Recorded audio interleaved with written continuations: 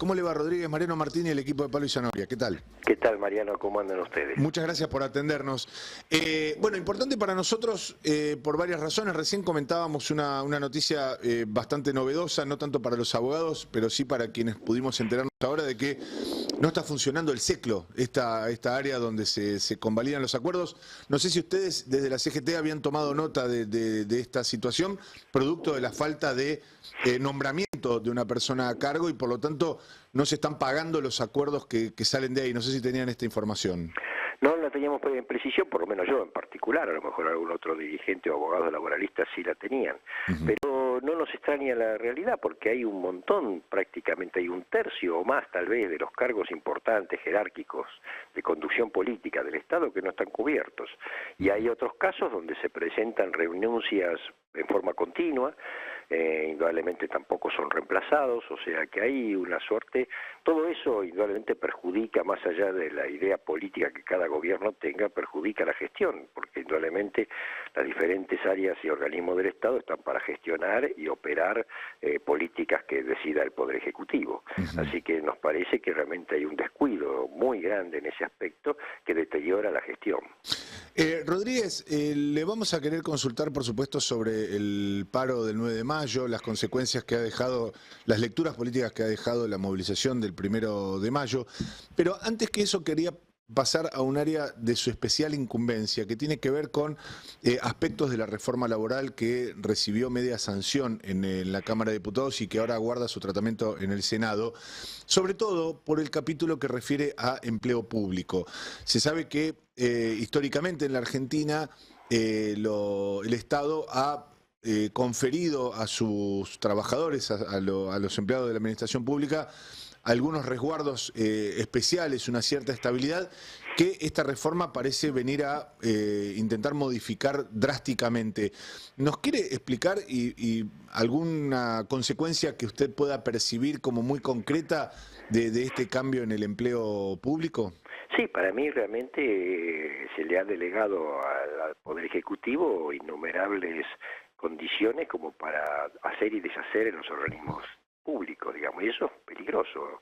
Una cosa es, por supuesto, modificar estructuras o generar cambios en estructuras lógicas dentro de la administración y generar a lo mejor hasta fusiones de organismos si es necesario, pero el tema de disolver organismos, eso concretamente puede abrir la compuerta a la disponibilidad del personal y esa disponibilidad, más allá de lo que dice el régimen jurídico básico de la función pública, que debe mantenerse durante un año con un trabajo, con un pago de salarial y a su vez ser capacitado para otro espacio dentro del Estado, cuando se cumple ese año y eso no fue logrado, el trabajador es echado, es expulsado del propio trabajo. Por eso es peligroso. Nosotros consideramos que eso no tendría que ser una facultad, porque, a ver, la concepción de la permanencia del Estado, de los trabajadores del Estado, tiene una razón de ser. Justamente es no estar sometidos a los avatares de los cambios políticos lógicos de una, de una democracia que va eligiendo diferentes gobiernos con diferentes orientaciones y que no permite entonces a los que llegan al Poder Ejecutivo invadir los cargos propios de la administración. Para eso tienen, por supuesto, los ministros, los secretarios o subsecretarios de Estado, los asesores, etcétera.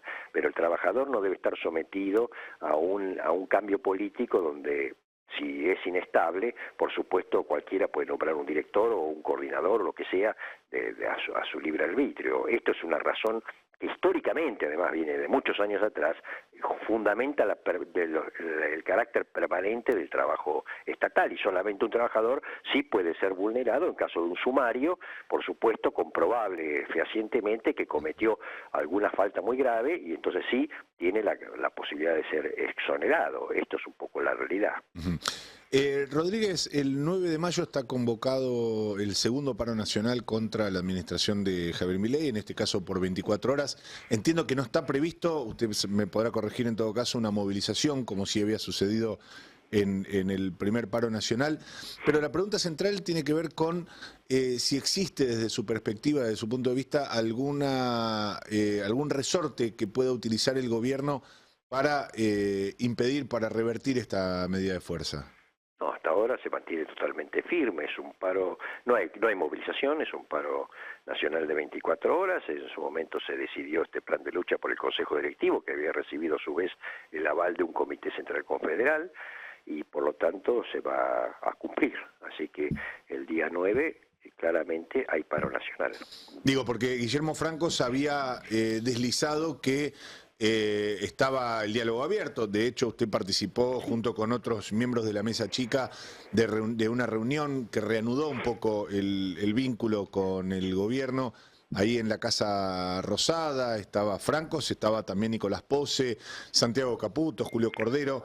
Y cifrado en ese diálogo, Franco deslizaba la posibilidad de que, bueno, si avanzaban en algún sentido, quizás podría ponerse freno a la medida de fuerza. Digo, usted hoy lo descarta, pero si sucediera algo de lo que podría estudiar el gobierno, no sé, ¿qué tendría que hacer en todo caso para que esto sea revisado?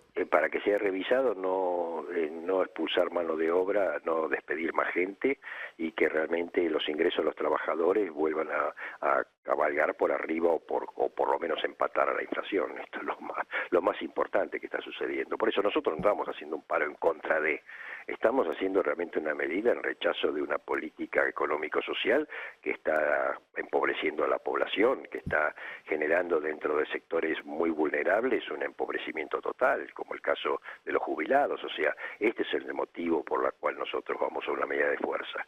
No es por una cuestión circunstancial de un tema laboral en particular.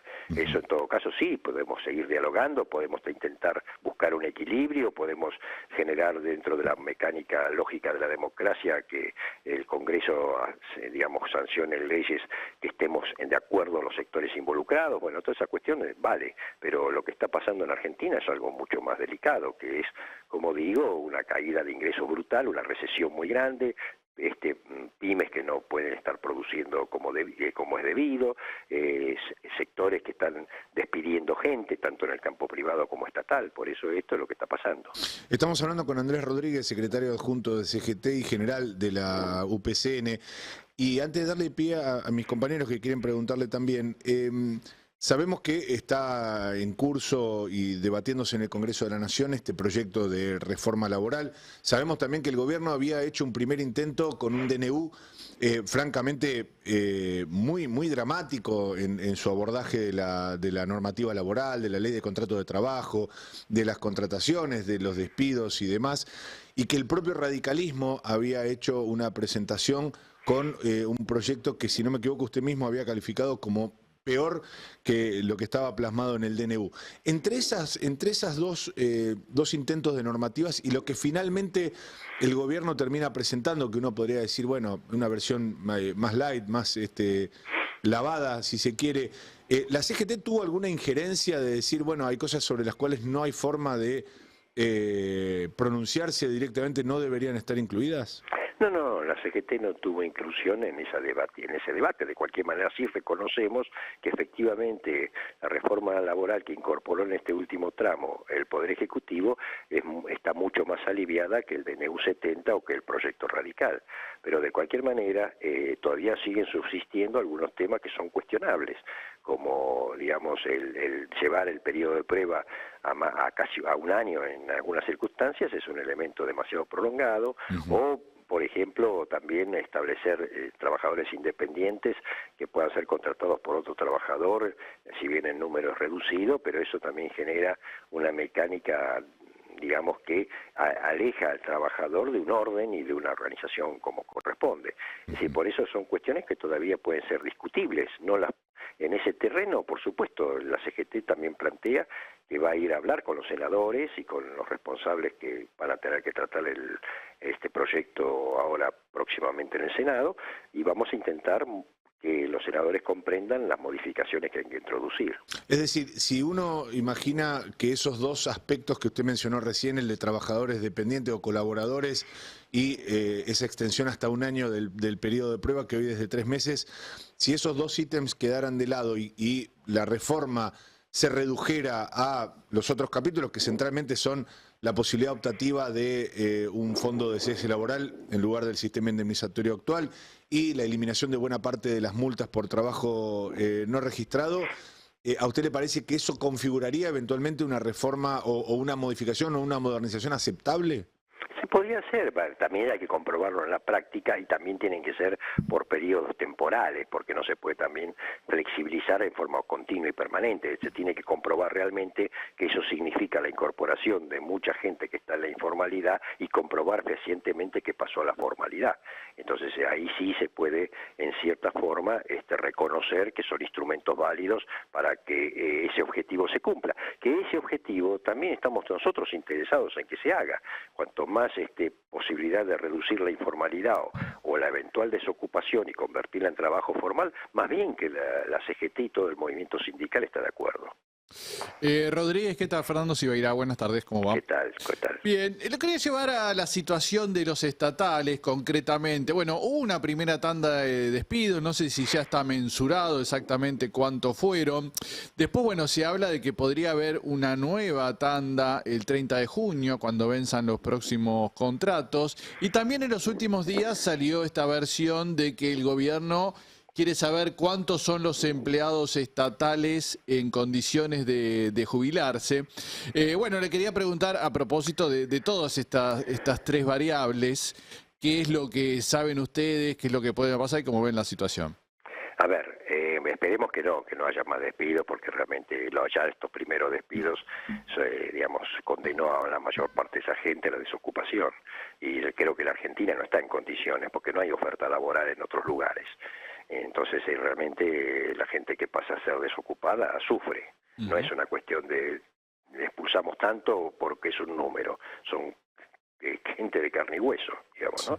Que tienen vicisitudes, que tienen familias, que tienen un montón de problemas. Es decir, entonces creo que sacar gente así de esta forma nos parece totalmente desproporcionada. Espero que esto no siga.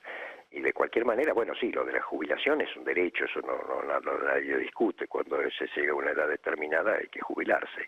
De cualquier manera, vuelvo a insistir, creo que al contrario, hay que mejorar las condiciones de empleo, ir hacia una sola clase de trabajadores que son los de planta permanente, para lo cual los de planta transitoria, previo concurso, tienen que ir ocupando las vacantes financiadas de los presupuestos para que realmente tengan ese merecimiento de la permanencia, porque además no nos olvidemos que la mayor parte de la planta transitoria tiene más de 5 años, hay derechos adquiridos laborales, es decir, digamos, son gente con experiencia, gente que ha trabajado en muchos casos correctamente, es decir, no hubo un estudio verdaderamente fidedigno para expulsar a tanta mano de obra. Hoy estamos estimando que la gente que ya se fue del Estado son cerca de 14.000 o entre 14 y 15.000 personas. Entonces, estas son cuestiones delicadas en un momento donde, indudablemente, la situación del trabajo está, digamos, con muchas dificultades. Y ustedes, a partir de la llegada de este nuevo secretario de Trabajo, bueno, recién comentaba, todavía hay muchas áreas que no están cubiertas, ¿no? Pero ¿notaron una predisposición a abrir canales de diálogo o sigue con el diálogo cortado? No, sí. Cordero es un hombre que tiene experiencia, es abogado laboralista, tiene experiencia, conoce el mundo empresarial, por supuesto viene de allí, y también conoce el mundo del trabajo, de las representaciones sindicales, así que se puede establecer, todo depende de la política que se implemente, lógicamente desde el Poder Ejecutivo en materia laboral. Él es una pieza que puede encajar, lógicamente, si hay una política adecuada.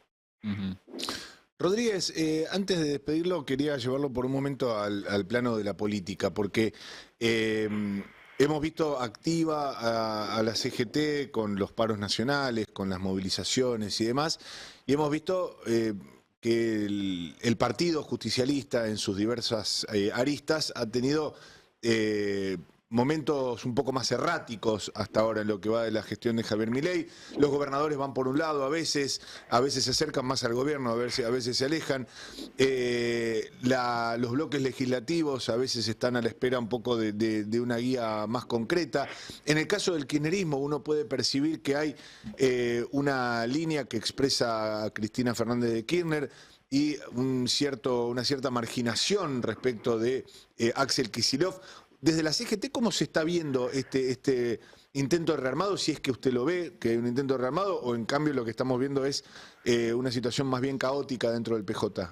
No es el peronismo solo, es todas las fuerzas políticas de la nación, incluido hasta el oficialismo. A ver, el oficialismo mantiene lógicamente una lógica de estructura porque tiene el gobierno, pero si vamos al plano político del oficialismo hay un montón de internas también. Lo estamos viendo permanentemente, o sea que la política está anarquizada. Es cierto que hay que reconstruirla, es cierto que hay que rejerarquizarla, es cierto que hay que hacer un camino de debate profundo y hay que hacer un camino de elaboración de una estructura organizativa de poder y que ahí van a surgir los líderes adecuados en cada una de las fuerzas políticas. Indudablemente hoy hay una gran crisis de la política en Argentina y por eso la gente, la comunidad en cierta forma, responde a aquellos que representan intereses concretos y soluciones y posibilidades de soluciones concretas para sus problemáticas. Por eso tuvo éxito la movilización nuestra, porque movilizamos los reclamos de los trabajadores. Por eso tuvo éxito la marcha de los organismos de derechos humanos, porque reivindican el concepto de derechos humanos, o la comunidad universitaria y la educación pública, porque la sociedad argentina quiere una educación pública y quiere que realmente la familia argentina se eduque. Entonces, estas cuestiones tienen resultados importantes en las expresiones y en las acciones, porque indudablemente los que están motivados por estas cuestiones verdaderamente lo hacen a partir de un objetivo preciso y de una búsqueda de una solución precisa. Entonces, por eso tiene ese éxito. Ahora, ninguna de esas expresiones que usted bien marcaba recién, Rodríguez, parece alumbrar todavía un liderazgo que pueda capitalizar en términos de votos ya para las elecciones del año que viene y también para las próximas presidenciales, una alternativa de signo peronista o de signo distinto a la derecha de manera genérica, si uno puede identificar algo así.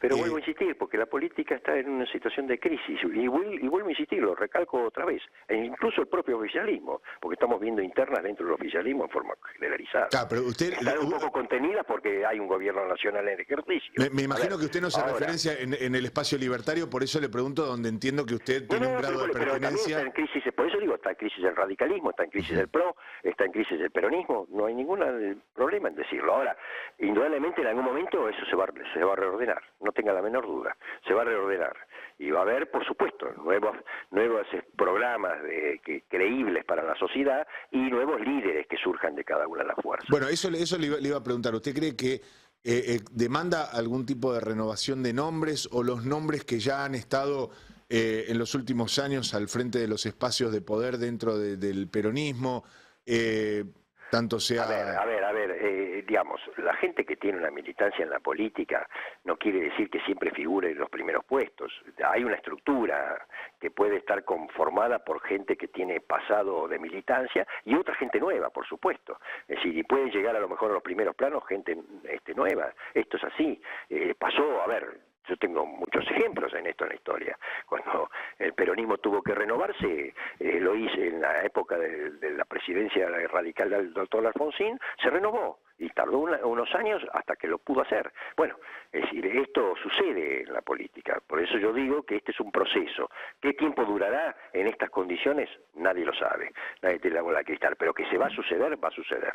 Rodríguez, muchas gracias por su tiempo aquí con nosotros en Palo y Zanahoria. No, por favor, al contrario, gracias a ustedes. Hablábamos con Andrés Rodríguez, secretario general adjunto de la CGT y secretario general de la Unión del Personal Civil de la Nación.